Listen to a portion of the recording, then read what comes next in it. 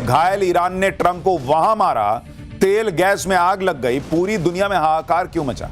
Iran तेल gas सब खाक कर रहा, दुनिया में भूचाल, भारत पर कितना असर पड़ेगा? पीएम मोदी का प्लान क्या है?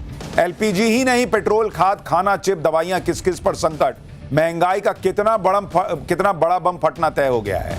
और ट्रंप क्या सेना उतारने वाले हैं? क्या खाड़ी देश युद्ध में कूदने वाले हैं? अब क्या गजब होने वाला है अब इसका चैप्टर। देखिए, ट्रंप के युद्ध ने दुनिया में पहले ही हाहाकार मचाया हुआ है और अब युद्ध ऐसे भीषण मुकाम पर पहुंच गया है कि जैसे लग रहा है प्रलय ही आ जाएगी। एक दूसरे का तेल गैस सब फोड़ने में जुट गए भाई लोग। तेल गैस ऐसी चीज है बॉस जिस पर पूरी दुनिया टिकी है। ईरान युद्ध की वजह से पहले से ही दुनिया की 20% तेल गैस सप्लाई रुकी पड़ी है। अब अगर तेल गैस का जहां से प्रोडक्शन होता है वहीं पर बम गिरने लगे तो सप्लाई करने के लिए तेल गैस मिलेगा ही नहीं आपको।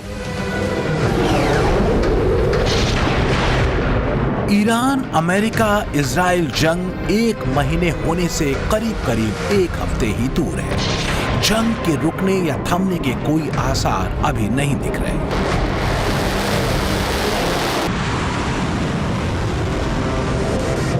तनाव सिर्फ ईरान या मिडिल ईस्ट के लिए नहीं है बल्कि पूरी दुनिया के लिए है, क्योंकि मिडिल ईस्ट में उड़ते बारूद और धधकते तेल और गैस के भंडारों ने दुनिया की ऊर्जा को सोख लिया है।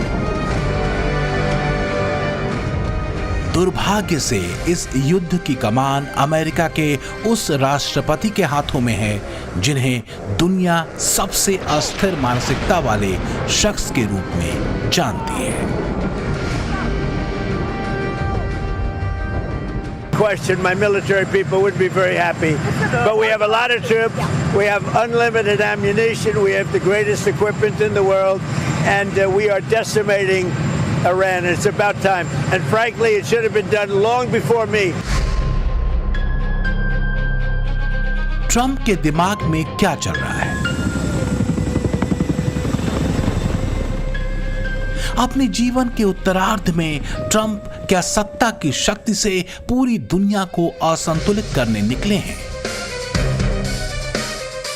इस सवाल का जवाब शायद ट्रंप भी दे पाने की हैसियत में नहीं, क्योंकि अस्थिर दिमाग से किसी सवाल को सुलझाया नहीं जा सकता। और फिर ये तो युद्ध है।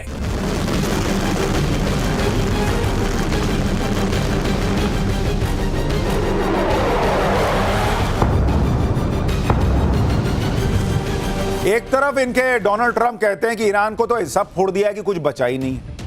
फिर ये कहते हैं इतना बड़ा हमला करूंगा कि ईरान की ताकत घट जाएगी। तो भाई जब सब उसका ताकत निचोड़ चुके हो हमले कर करके, तो अब कौन सा ताकत निकाल रहे हो? बोलो ना कि तुम्हारी इज्जत जो है वो मिट्टी में मिल रही है। सवाल ये है कि ईरान अमेरिका इजराइल युद्ध कब रुकेगा? विश्व के सामने खड़ी आर्थिक चुनौती क्या और बड़ी होगी? ट्रंप के वॉर प्लान का अल्टीमेट गोल है क्या?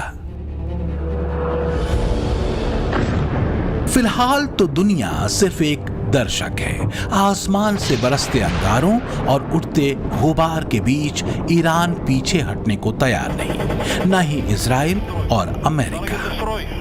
ईरान ने युद्ध के तीसरे हफ्ते के बाद एक बड़ा हमला इजराइल के न्यूक्लियर रिसर्च सेंटर वाले शहर दिमोना में किया है। मिसाइल हमले में 40 से ज्यादा लोग घायल हुए हैं। हालांकि आईएईए ने किसी भी तरह के रेडिएशन से इनकार किया है, लेकिन फिलहाल जो असली टेंशन है वो है स्ट्रेट ऑफ हॉर्मुज, जिसे ईरान ने बंद कर रखा है अमेरिका और अपने दुश्मन देशों के लिए।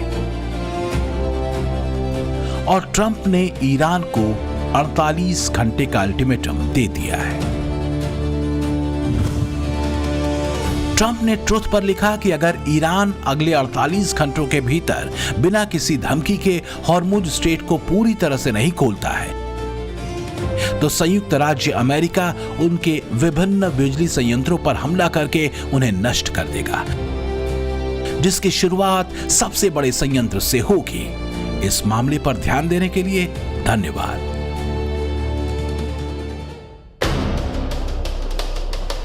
क्या ये ट्रंप की सिर्फ गीदड़ भभकी है या वाकई ट्रंप ऐसा करने जा रहे हैं?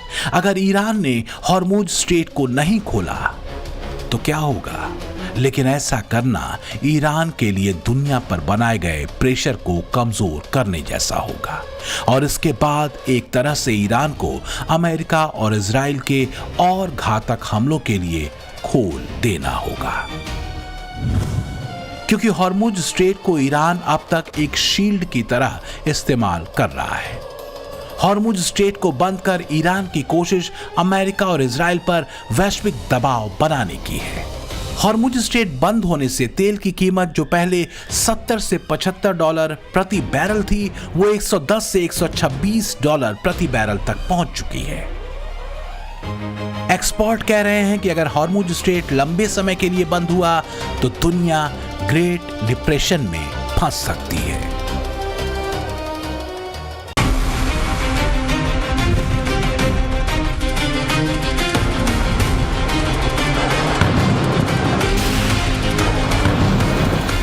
ट्रम्प खुद तो फंसे ही हैं, दुनिया को भी मुसीबत में फंसा चुके हैं। हालांकि ट्रम्प को अब ये समझ आने लगा है कि जंग में उतरना और जंग से बाहर निकलना दो अलग बात है।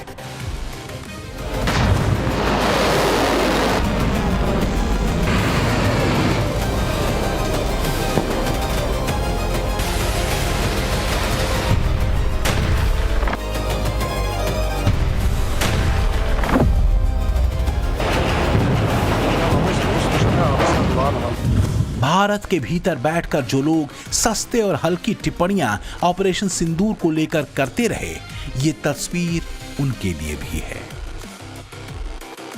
बीते 4 साल का ये रिकॉर्ड देखें जो बड़े और गंभीर संघर्षों की है। 24 फरवरी 2022 को रूस यूक्रेन जंग शुरू हुई थी जो अब तक जारी है, जबकि पिछले साल अप्रैल में हुए आतंकी हमले के बाद भारतीय सेना ने पाकिस्तान में ऑपरेशन सिंदूर चलाया। पाकिस्तानी सेना को जमकर पीटा और फिर पाकिस्तान के गिड़गिड़ाने पर सीज फायर भी हुआ और भारत युद्ध से बाहर निकल गया। जबकि ईरान इजराइल अमेरिका युद्ध 28 फरवरी को शुरू हुआ था और अभी तक जारी है और आगे ये कब खत्म होगा नहीं मालूम।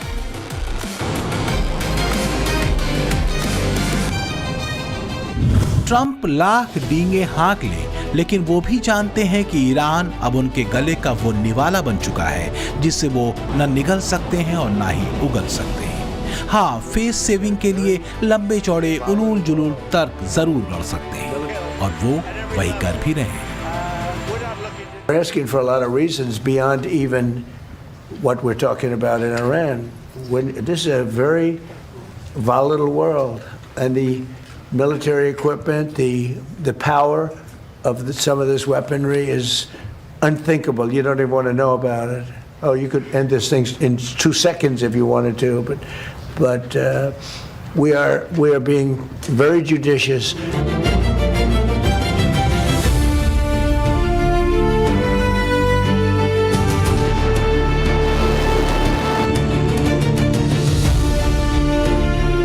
ये सच है कि ईरान की हैसियत अमेरिका के सामने कुछ भी नहीं, ठीक वैसे ही जैसे भारत के आगे पाकिस्तान की औकात।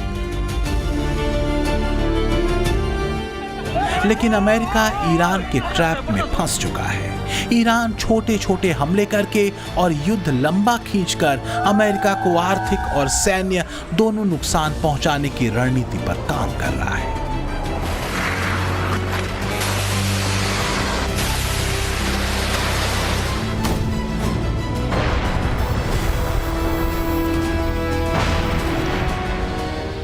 ऑपरेशन सिंदूर के दौरान पाकिस्तान भी यही करना चाहता था, लेकिन भारत ने अपने टारगेट हिट किए, पाकिस्तानी सेना के एयर बेसेस को तबाह किया, अपना गोल अचीव किया और पाकिस्तान के सीज फायर चिल्लाने पर भारत युद्ध से बाहर भी निकल गया। लेकिन ईरान की रणनीति ने ट्रंप को मकड़जाल में फंसा लिया है। ट्रंप का प्लान यह है कि अगर ईरान ने हॉर्मुज स्ट्रेट नहीं खोला तो अमेरिका खार्ग आइलैंड पर कब्जा कर लेगा। खार्ग आइलैंड पर अमेरिका हाल ही में बम फोड़ चुका है ताकि ईरान हॉर्मुज स्ट्रेट को खोल दे, लेकिन ईरान ने भी अभी तक हॉर्मुज बंद किया हुआ। लेकिन अब अमेरिका ने अपने 2000 मरीन जवानों को इस आइलैंड की तरफ रवाना कर दिया है। रिपोर्ट है कि इस जहाज को सिंगापुर से ईरान की तरफ बढ़ते हुए देखा गया है। अमेरिका के रक्षा मंत्री पीट हेग्सेथ ने ईरान को धमकाते हुए कहा कि अगर ईरान हॉर्मूज के रास्ते में अड़ंगा डालेगा तो अमेरिका उसके उस खार्ग आइलैंड पर कब्जा कर लेगा। लेकिन ईरान कह रहा है कि कुछ भी करके देख लो, ईरान झुकेगा नहीं। ईरान तो वेट कर रहा है। ईरान बैठा हुआ है कि तुम भेजो अपने सैनिक। जो ड्रोन हम अमेरिका तक नहीं भेज पा रहे, जो मिसाइलें हम अमेरिका तक नहीं मार पा रहे, तुमको ईरान के लोगों को मारने में मजा आता है। ईरान कह रहा तुम भेजो ना, हम मार के बताते हैं तुमको कैसे तुम्हारे सैनिकों को मारेंगे। सिर्फ अमेरिका के संसाधन, अमेरिका का पैसा ही बर्बाद होगा, ईरान कह रहा अगर तुम ये सब करोगे। ईरान युद्ध लड़ने के लिए ट्रंप ने अमेरिका में $200 बिलियन मांगे। इस पर भी ईरान के विदेश मंत्री ने कह दिया कि ये युद्ध ईरान के लोगों और अमेरिका के लोगों पर थोपा गया। युद्ध को अभी सिर्फ 3 हफ्ते हुए हैं और ये $200 बिलियन मांगने लगे। अमेरिका के आम नागरिक इसके लिए नेतन्याहू और अमेरिका में नेतन्याहू के लोगों को थैंक यू कह सकते हैं कि लाखों crore dollar Israel first tax के तौर पर लगने वाले हैं, जो अमेरिका की अर्थव्यवस्था को ही बर्बाद करके रख देगा।